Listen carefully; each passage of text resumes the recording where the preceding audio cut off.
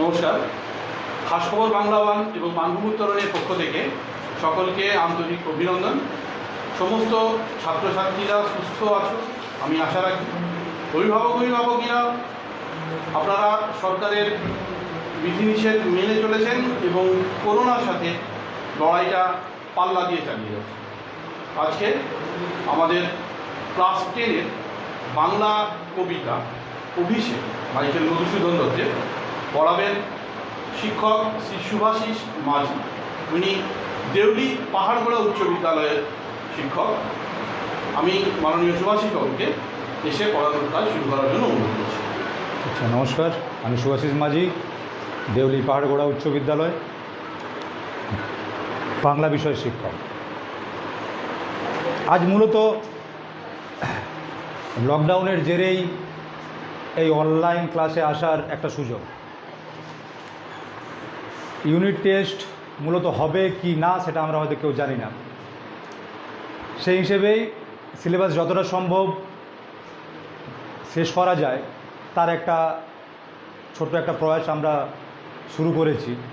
যদি কাজে লাগে সকলে, তাহলে হয়তো সকলে আমরা উপকৃত হব। দশম শ্রেণীর কবিতার মধ্যে মাইকেল মধুসূদন দত্তের অভিষেক পদ্য একটা আছে, যেটা মূলত মাইকেল মধুসূদন দত্তের মেঘনাদ বধ কাব্য থেকে নেওয়া। অভিষেক পড়ার আগে মধুসূদন সম্পর্কে দু এক কথা জানা বা বলা কিন্তু দরকার। 1824 থেকে 1873 এই সময়কালের মধ্যে মাইকেল মধুসূদন দত্ত জীবিত ছিলেন। পাঠ্যপুস্তকে তোমাদের মাইকেল মধুসূদন দত্ত সম্পর্কে কয়েকটি কথা, জীবনী সম্পর্কে কয়েকটি কথা দেওয়া আছে। সেই জায়গায় যেটুকু তথ্য তোমরা জেনেছো তার বাইরেও কিছু কিছু তথ্য আছে যেগুলো একটু জানিয়ে দিলে পরবর্তী সময় তোমাদের হয়তো কাজে লাগতে পারে।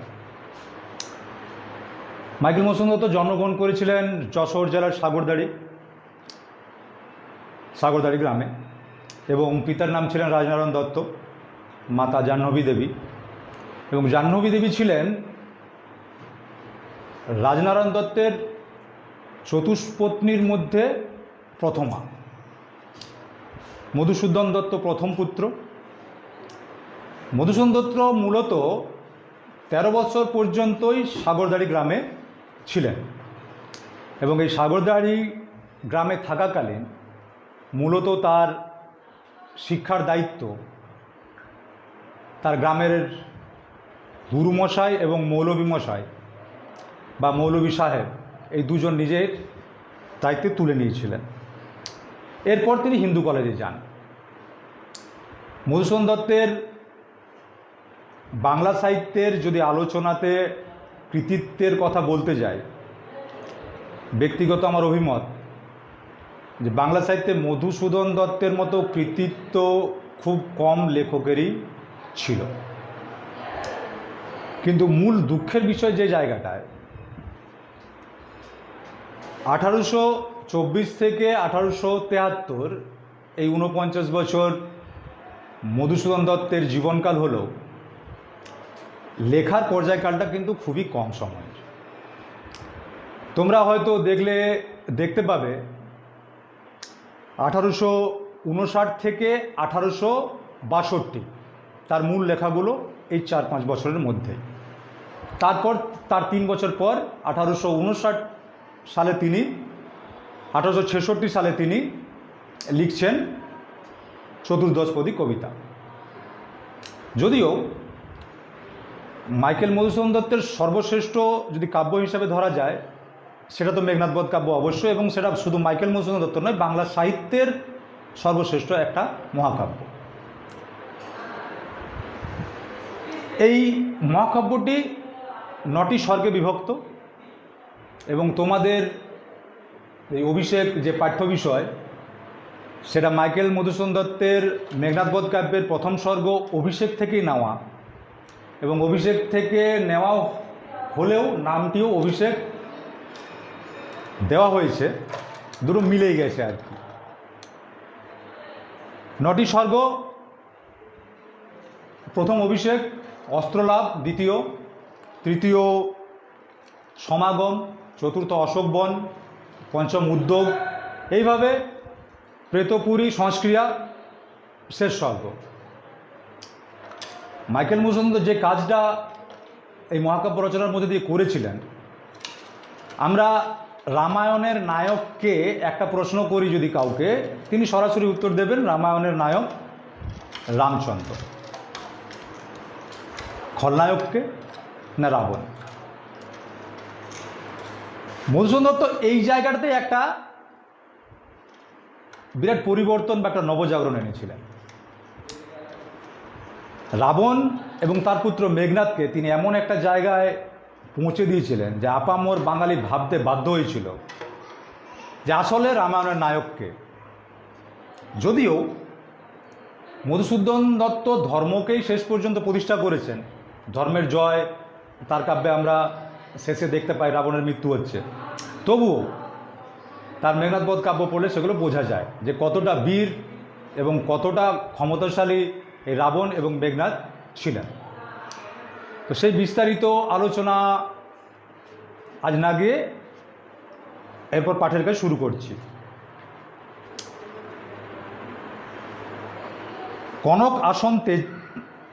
কনক আসন তেজি বীরেন্দ্র কেশরী ইন্দ্রজিৎ প্রণমিয়া ধাত্রীর চরণে কহিলা, কি হেতু মাত গতিতব আজি এ ভবনে, কহ দাসে লঙ্কার কুশল। কবিতা পড়ার আগে তার একটা প্রেক্ষাপট জানা দরকার। এই অভিষেকের এই ঘটনাটা যখন আমরা প্রথম পড়ছি, তার আগে একটা ঘটনা ঘটে আছে। রাবণের প্রিয় পুত্র বীরবাহু যুদ্ধক্ষেত্রে রামের হাতে নিহত হয়েছেন।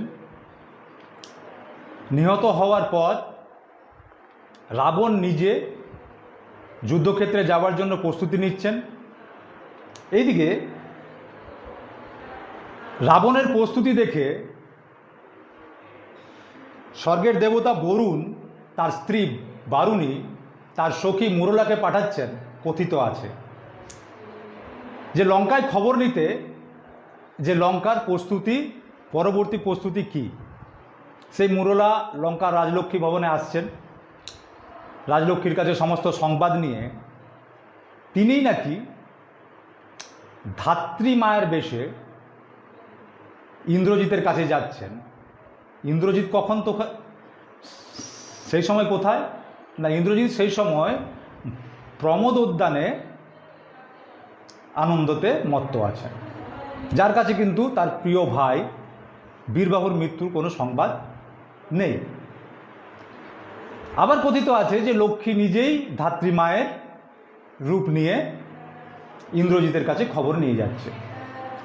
তো যার জন্যই প্রথমেই ধাত্রীমাকে দেখে যখন ইন্দ্রজিৎ দেখছে, কনক আসন ত্যাজি বীরেন্দ্র কেশরী ইন্দ্রজিৎ প্রণমিয়া ধাত্রীর চরণে কহিলা, কি হেতু মাত গতিতব আজি এ ভবনে, কহ দাসে লঙ্কার কুশল। সোনার আসন ত্যাগ করে বীর ইন্দ্রজিৎ ধাত্রী মায়ের চরণে প্রণাম করে জিজ্ঞেস করছেন যে আপনি কি জন্য, কি হেতু, কি কারণে এইখানে এসেছেন, আপনি আমাকে লঙ্কার কুশল সংবাদ শোনান। শিরচুম্বী ছদ্মবেশী অম্বুরাশি সুতা উত্তরিলা, হায় পুত্র কি আর কহিব কনক লঙ্কার দশা, ঘোরতর রণে হত প্রিয় ভাই তব বীরবাহু বলি, তার শোকে মহাসখী রাক্ষসাধিপতি সসৈন্য সাজেন আজি যুজিতে আপনি। যে বার্তাটা তিনি দিচ্ছেন,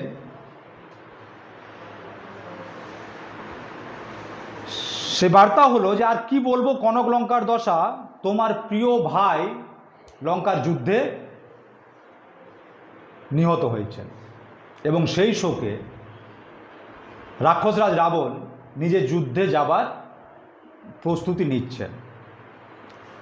জিজ্ঞাসিলা মহাবাহু বিস্ময় মানিয়া, কি কহিলা ভগবতী, কে বধিল কবে প্রিয়ানুজে, নিশারণে সংহারিনু আমি রঘুবরে খণ্ড খণ্ড করিয়া কাটিনু, বরশি প্রচণ্ড স্বর বৈরী দলে, তবে এ বারতা, এ অদ্ভুত বারতা জননী কোথায় পাইলে তুমি, শীঘ্র কহ দাসে। ধাত্রীদেবীর এই সংবাদ শুনে ইন্দ্রজিৎ রীতিমতো চমকে উঠেছেন যে রামচন্দ্রকে আমি নিশারণে সংহার করে এসেছি, যাকে আমি হত্যা করে এসেছি, সে কিভাবে আবার বীরবাহুর মতো বীরকে হত্যা করতে পারে। এই অদ্ভুত কথা, অদ্ভুত বার্তা তুমি পেলে কোথায়, তুমি জানলে কিভাবে? এইখানে দেখো একটা কথা, অম্বুরাশি, সুতা, ভগবতী, এই শব্দগুলো লক্ষ্মীরই এক একটা নাম। আবার রত্নতমা, ইন্দিরা সুন্দরী, এই নামও লক্ষ্মীকেই কবি সম্বোধন করেছেন।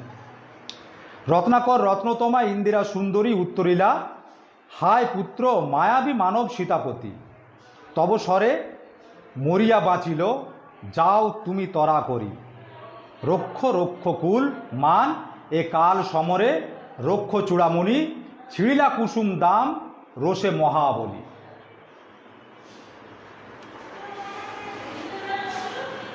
ধাত্রীমার ছদ্মবেশে লক্ষ্মীদেবী যখন এসেছেন, তিনি জানাচ্ছেন যে সীতাপতি একজন মায়াবী মানব, সে মরেও বেঁচে উঠতে পারে, কিন্তু এখন তোমার কর্তব্য, তুমি শীঘ্রই গিয়ে লঙ্কার মান তুমি রক্ষা করো। ছিড়িলা কুসুম দাম, রোষে মহাবলী মেঘনাথ, গলার মালা, ফুল সব ছিঁড়ে ফেলছেন উনি। ফেলাইয়া কনক বলয় দূরে, পদতলে পড়ি শোভিল কুণ্ডল, যথা অশোকের ফুল অশোকের তলে আভাময়। চাকচু সজ্জা তার, কনক কুণ্ডল, সোনার অলঙ্কার, কানের কুণ্ডল, সমস্ত কিছু সে ছড়িয়ে ফেলছে, যেরকম অশোক গাছের নিচে অশোকের ফুল শোভিত হয়ে থাকে। ধিক মোরে কহিলা গম্ভীরে কুমার, হা ধিক মোরে, বৈরীদল বেড়ে স্বর্ণলঙ্কা, হেতা আমি বামাদল মাঝে, এই কি সাজে আমারে, দশাননাত্মজ আমি ইন্দ্রজিৎ। নিজের উপরে তার ধিক্কার জন্মাচ্ছে যে এই কঠিন পরিস্থিতি, লঙ্কার যেখানে আমার প্রিয় ভ্রাতা বীরবাহু মৃত, সেই জায়গায় আমি কিনা রাবণের বীর পুত্র হয়ে এই প্রমোদ উদ্যানে আনন্দে লিপ্ত আছি, মত্ত আছি। আনো রথ তরা করি, ঘুচাবয়ে অপবাদ বধির উপকূলে। তাড়াতাড়ি রথ নিয়ে এসো, আজকে এই লঙ্কার যে অপবাদ, সেটাকে আমি তার প্রতিশোধ নিয়ে আমি এই কলঙ্ক মুছে ফেলব। সাজিলা রথীন্দ্র সব বীর আভরণে, হৈমবতীর সুত যথা নাসিতে তারকে মহাসুর। এখানে কবি কিছু তুলনা দিয়েছেন, যেরকম কিভাবে সজ্জা হচ্ছে ইন্দ্রজিতের।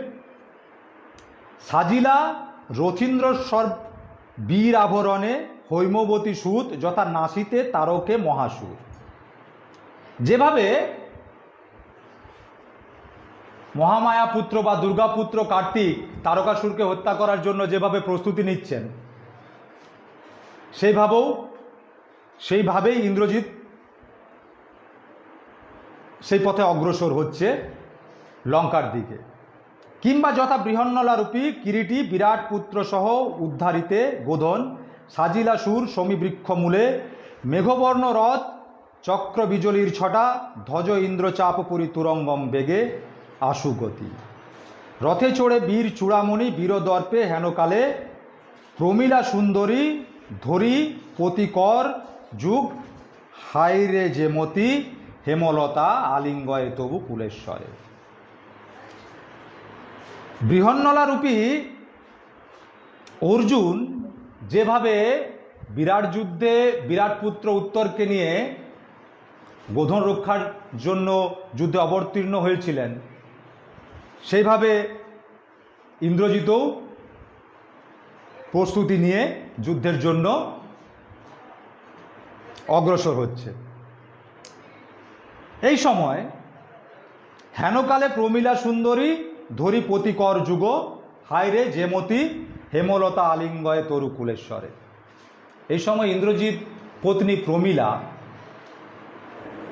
তার পথ আটকে দাঁড়িয়েছেন। কেমনভাবে? না, যেমনভাবে হেমলতা আলিঙ্গয়ে তরু কুলেশ্বরে, যেমনভাবে স্বর্ণলতা বৃহৎ বৃক্ষকে আলিঙ্গন করে থাকে, সেইভাবে বেষ্টন করে জানতে চাইছে, কহিলা কাঁদিয়া ধ্বনি কোথা প্রাণ সখে রাখিয়ে দাসীরে কহ চরিলা আপনি। আমার প্রাণের সখা, আমাকে তুমি ফেলে কোথায় চলে যাচ্ছ? কেমনে ধরিবে প্রাণ তোমার বিরহে এ অভাগী। তুমি চলে গেলে এই অভাগী কিভাবে বেঁচে থাকবে? হায় নাথ, গহন কাননে ব্রততি বাঁধিলে সাধে করি পদ, যদি তার রঙ্গরসে মন না দিয়া মাতঙ্গ যায় চলি, তবু তারে রাখে পদাশ্রয়ে যূথনাথ। এখানে একটা জিনিস লক্ষ্য করবে যে গহন কাননে যখন হাতির দল পার হয়, তখন অনেক লতাপাতা হাতির যাবার সময় তাদের পাকে জড়িয়ে ধরে বা বেরিয়ে ধরে। বীর বিশালাকায় জন্তু হাতি তবু সেই লতাগুলোকেও যেন পাতে জড়িয়ে রেখেই, পায়ে জড়িয়ে রেখেই যেন অগ্রসর হয়। এইখানে করি, মাতঙ্গ, যূথনাথ এই শব্দগুলো হাতিরই এক একটা নাম। যূথনাথ শব্দে হাতিদের দলপতিকে বলা হয়, মাতঙ্গ বা করি শব্দের অর্থ হাতি। তবে কেন তুমি গুণনিধি ত্যাজ কিঙ্করীরে আজি। তাহলে তুমি কেন আজ তোমার দাসীকে তুমি ত্যাগ করছো? হাসি উত্তরিলা মেঘনাদ, ইন্দ্রজিতে জিতি তুমি সতী বেঁধেছ সে দৃঢ় বাঁধে, কে পারে খুলিতে সে বাঁধে। আজ ইন্দ্রকে জয় করে মেঘনাদ ইন্দ্রজিৎ হয়েছিল, সেই ইন্দ্রজিৎকে জয় করেছে কে? না, তার স্ত্রী, তার মন জয় করছে প্রমীলা। এবং সে এমন বন্ধনে ইন্দ্রজিৎকে জড়িয়ে রেখেছে, সে বন্ধন খোলার ক্ষমতা আর কারো নেই। এইভাবে সে সান্ত্বনা দিচ্ছে প্রমীলাকে। তরাই আমি আসিব ফিরিয়া কল্যাণী, আমি শীঘ্রই তোমার কাছে আবার ফিরে আসব। সমরে নাসি তোমার কল্যাণে রাঘবে, বিদায় এবে দেহ বিধুমুখী। তোমার কল্যাণার্থে, তোমার মঙ্গলার্থে তোমার কাছে ফিরে আসার জন্য আগে রামকে বধ করি, তারপর শীঘ্রই তোমার কাছে আমি ফিরে আসব। কিন্তু এখন হে বিধুমুখী, চন্দ্রের মতো মুখ তোমার, এত সুন্দরী, তুমি আমাকে একবার বিদায় দাও। উঠিল পবন পথে ঘোরতর রবে রথবর, হৈম পাখা বিস্তরিয়া যেন উড়িলা মৈনাক, শৈল অম্বর উজলি সিঞ্জিনী আকর্ষি রোষে, টঙ্কারিলা ধনু বীরেন্দ্র। পখীন্দ্র যথা নাদে মেঘ মাঝে ভৈরবে, কাপিল লঙ্কা কাপিল জলধি। এরপর আস্তে আস্তে রথে করে উড়ে মেঘনাদ লঙ্কার দিকে অগ্রসর হচ্ছেন। তার রথ কেমনভাবে যাচ্ছে? যেন সোনার ডানা মেলে মৈনাক যেরকম ঠিক উড়ে চলেছিল, যেরকম ধনুকের ছিলার টানে ধনুকের টঙ্কারের আওয়াজ শোনা যায়, যেরকম পখীন্দ্র যথা গরুর আকাশে ওড়ার সময় যেরকম আওয়াজ বা শব্দ হয়, সেইভাবেই যেন লঙ্কা কাঁপিয়ে জলধি কাঁপিয়ে মেঘনাথের রথ আকাশে উড়ে চলল। সাজিছে রাবণ রাজা বীর মদে মাতি, বাজিছে বাজনা গরজিছে গজ, রেশে অশ্ব হুঙ্কারিছে পদাতিক রথি, উড়িছে কৌশিক ধ্বজ, উঠিছে আকাশে কাঞ্চন কঞ্চুক বিভা, হেনকালে তথা দ্রুত গতি উতরিলা মেঘনাদ রথি। এদিকে লঙ্কাতে রাবণ রণসজ্জায় যাওয়ার জন্য প্রস্তুতি নিচ্ছেন। তার রণবাজনা বাদ্যেও তাদের প্রস্তুতির সমস্ত কিছুই যেন আওয়াজ পাওয়া যাচ্ছে। এদিকে হস্তি বাহিনীর সেই হস্তিদের গর্জনও শোনা যাচ্ছে, রেশে অশ্বের ডাকও শোনা যাচ্ছে, হুঙ্কারিছে পদাতিক বাহিনীর হুঙ্কার শোনা যাচ্ছে। রথ বাহিনীর কৌশিক ধ্বজ, রেশমি বস্ত্রের যে পতাকা সেটাও আকাশে উড়ছে, এবং সৈন্যদের যে কাঞ্চন কঞ্চুক বিভা, সোনার বর্মের যে ছটা, সেটাও যেন আকাশে লক্ষ্য করা যাচ্ছে। হেনকালে তথা দ্রুত গতি উতরিলা মেঘনাথ রথী। এই সময়ই মেঘনাথ দ্রুত রথ থেকে নামছেন। নাদিলা কর্বুর দল হেরি বীর বরে মহাগর্বে, নমি পুত্র পিতার চরণে। সৈন্যদল জয় জয়কার করে উঠলেন বীরবরকে দেখে। মেঘনাথ পিতার চরণে প্রণাম করে করজোড়ে কহিলা, হে রক্ষ কুলপতি, শুনেছি মরিয়া নাকি বাঁচিয়াছে পুনরাঘব। বুঝলি, আমি খবর পেয়েছি, আমি শুনলাম যে রাঘব মরেও নাকি আবার বেঁচে উঠেছে। কারণ ঘটনাক্রমে রামায়ণের জায়গায় উল্লেখ পাওয়া যায় যে ইন্দ্রজিৎ রামচন্দ্রকে পরপর দুবার নিহত করেছেন। অতএব তার কাছে এটা আশ্চর্য যে সেই রামচন্দ্রই আবার কিভাবে বেঁচে উঠলেন।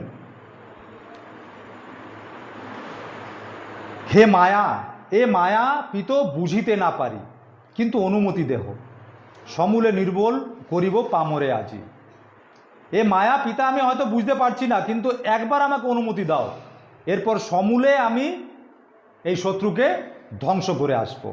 ঘোর সরানলে করি ভস্য, বায়ু অস্ত্রে উড়াইব তারে, নতুবা বাঁধিয়া আনিয়া দিব রাজপদে। এরপর আর ভুল নয়, তাকে সরানলে ভস্য করে বায়ু অস্ত্রে উড়াইব, আর মানে উড়িয়ে ফেলবো, যেন আর সে পুনরায় জীবিত হতে না পারে। বিলীন করে দেবো, তাকে ভস্য করে দেব, ছাই করে উড়িয়ে দেব, আর তা না হলে তোমার চরণে তাকে বেঁধে নিয়ে আসব। আলিঙ্গি কুমারে চুম্বি শির, মৃদুস্বরে উত্তর করিলা তবে স্বর্ণ লঙ্কাপতি। পুত্রকে বুকে নিয়ে তার মাথায় কপালে চুম্বন করে মৃদুস্বরে উত্তর দিচ্ছেন লঙ্কার রাজ রাবণ, রাক্ষস কুল শেখর তুমি বৎস, তুমি রাক্ষস কুল ভরসা, এ কাল সমরে নাহি চাহে প্রাণ মম পাঠাইতে তোমা বারম্বার। ইন্দ্রজিৎ, তুমি এই লঙ্কার রাক্ষসকুলের কুলশেখর, মহাবীর, বারবার তোমাকে সেই যুদ্ধে পাঠাতে আমারও মন চায় না। পিতা ধর্ম, পুত্রকে বারবার বিপদে ঠেলে দিতে কোনো পিতারই যেহেতু মন চায় না, সেই হিসাবে রাবণ পিতা হিসেবেই সেই কথা, সেই অভিব্যক্তি তিনি ইন্দ্রজিতের কাছে করছেন। কে কবে শুনেছে, হায় বিধি বাম মম প্রতি। আমি জানি ভাগ্য আমার বিরূপ, ভাগ্য আমার মন্দ, আমার প্রতি রুষ্ট হয়ে আছেন আমার বিধাতা। কে কবে শুনেছে পুত্র ভাসে শিলা জলে, কে কবে শুনেছে লোক মরি পুনঃ বাঁচে। আমার ভাগ্য যদি খারাপ নাই হয়, তাহলে আজ পর্যন্ত কেউ কখনো এই জগতে শুনেছে যে কোনো পাথর জলের উপর ভাসে? কখনো কি কেউ শুনেছে যে মৃত ব্যক্তি আবার মানে পুনরায় জীবিত হয়ে ওঠে? উত্তরিলা বীর দর্পে অসুরারি রিপু, কি ছাড়ছে নর, তারে ডরাও আপনি রাজেন্দ্র। থাকিতে দাস যদি যাও রণে, তুমি এ কলঙ্কপিত ঘুষিবে জগতে। ভয় করার মতো কিছুই নেই। ইন্দ্রজিৎ সদর্পে ঘোষণা করছেন, কি ছাড় সেই নর, নগণ্য মাত্র, নিমিত্ত মাত্র, তাকে ভয় করার মতো তোমার কিছু নেই হে রাজেন্দ্র। আমি থাকতে, এ দাস থাকতে যদি তুমি যুদ্ধক্ষেত্রে যাও, তবে এই কলঙ্ক সারা জগতের কাছে পৌঁছাবে। কি কলঙ্ক? না, যোগ্য বীর পুত্র থাকা সত্ত্বেও পিতা লঙ্কারাজ রাবণকে যুদ্ধক্ষেত্রে যেতে হয়েছিল। হাসিবে মেঘবাহন, স্বর্গের দেবতা ইন্দ্রও এই খবরে হাসবেন যে ইন্দ্রকে আমি অনায়াসে জয় করে ফিরে এসেছি। সে ইন্দ্রও হয়তো মেঘে বসে হাসবেন। ঋষিবেন দেব অগ্নি, দেব অগ্নিও হয়তো বিরূপ হবেন, রাগ করবেন। দুইবার আমি হারানো রাঘবে, দুবার আমি রাঘবকে হারিয়ে এসেছি, যুদ্ধক্ষেত্রে আর একবার পিত, দেহ আজ্ঞা মোরে, আর একবার আমাকে কোনো মতে অনুমতি দিন, একবার আজ্ঞা দিন, দেখিব এবার বীর বাঁচে কি ঔষধে। এইবার আমার দেখার আছে যে কোন ঔষধ প্রয়োগ করে সে তার জীবন ফিরে পায়। কহিলা রাক্ষসপতি কুম্ভকর্ণ, বলি ভাই মম, তাই আমি জাগানো অকালে ভয়ে, হায় দেহ তার দেখো সিন্ধু তীরে ভূপতিত, গিরিশৃঙ্গ কিংবা তরু যথা বজ্রাঘাতে। রাক্ষসপতি লঙ্কা আর রাজা রাবণ বলছেন যে কুম্ভকর্ণ তার প্রিয় ভাই, কিন্তু ভয়ের কারণে কুম্ভকর্ণকেও ঘুম থেকে জাগাতে হয়েছিল। কুম্ভকর্ণের আশীর্বাদ বলো আর অভিশাপই বলো, তার একটা গুণ ছিল, সেই 6 মাস ঘুমিয়ে যদি থাকে তাকে যুদ্ধক্ষেত্রে কেউ পরাজিত করতে পারবে না। কিন্তু এই যুদ্ধক্ষেত্রে পাঠানোর জন্য অসময়ে কুম্ভকর্ণকে ঘুম থেকে তুলতে হয়েছিল, এবং যার ফলে সিন্ধু তীরে আজ কুম্ভকর্ণ মৃত অবস্থায় পড়ে আছে। কেমনভাবে পড়ে আছে যে গিরিশৃঙ্গ কিংবা তরু যথা বজ্রাঘাতে, পাহাড়ের চূড়া বা বিশাল তরু যেরকমভাবে বজ্রাঘাতে পড়ে থাকে, ধ্বংস হয়ে যায়, শেষ হয়ে যায়, সেইভাবেই পড়ে আছে। তবে যদি একান্ত সমরে ইচ্ছা তব বৎস, আগে পুজো ঈশ্ব দেবে, নিকুম্ভিলা যজ্ঞ সাঙ্গ করো বীরমণি, সেনাপতি পদে আমি বরিনু তোমারে। কিন্তু একান্তই যদি তোমার সেই যুদ্ধক্ষেত্রে যাওয়ার ইচ্ছা থাকে, তবে আগে ইষ্টদেবের পূজা তুমি করো, তারপর নিকুম্ভিলা যজ্ঞ শেষ করে সেনাপতি পদে আমি তোমাকে বরণ করব। দেখো অস্তাচলগামী দীননাথ দেবে, প্রভাতে যুজিও বৎস রাঘবের সাথে। দেখো আস্তে আস্তে সূর্যও অস্ত যাচ্ছে, এবং অস্ত যাওয়ার সাথে সাথে অন্ধকার ঘনিয়ে আসছে। প্রভাতে সকালের তুমি এরপর যুদ্ধক্ষেত্রে গিয়ে রামের সাথে যুদ্ধে অবতীর্ণ হও। এতে কহিয়া রাজা যথাবিধি লয়ে গঙ্গোদক অভিষেক করিলা কুমারে। এই বলে গঙ্গার জল দ্বারা প্রিয় পুত্র ইন্দ্রজিৎকে সেনাপতি পদে তিনি অভিষেক বা বরণ করে নিচ্ছেন। এই জায়গায় বলি, বাল্মীকি রামায়ণে বীরবাহু চরিত্রটির উল্লেখ সেভাবে নেই, বা নেই বললেই চলে, কিন্তু কৃত্তিবাসী রামায়ণে বীরবাহুর চরিত্রটার উল্লেখ আছে। রাবণের অন্যতম পত্নী চিত্রাঙ্গদা, যার পুত্র বীরবাহু, সেই বীরবাহুরই মৃত্যু শোকের পর ইন্দ্রজিতের সেনাপতি পদে অভিষেক হওয়ার কাহিনী নিয়েই এই কবিতাটি মূলত লেখা। এইখানে জানার বিষয় যে কয়েকটা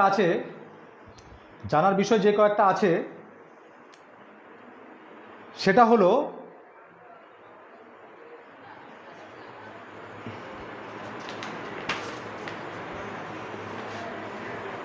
যে মাইকেল মধুসূদন দত্তের বীরত্ব,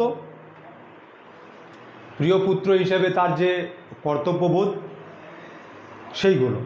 এবং এই পড়া সম্বন্ধে যদি কারো কোনো প্রশ্ন থাকে, তো মানভূম উত্তরণের হোয়াটসঅ্যাপ যে নাম্বার আছে, সেই নাম্বারে সেই প্রশ্নগুলো পাঠাতে পারেন, সেগুলো উত্তর দেওয়া পরবর্তী ক্লাসে দেওয়া হবে। এবং আজকের পাঠ এখানেই শেষ করা হচ্ছে। নমস্কার।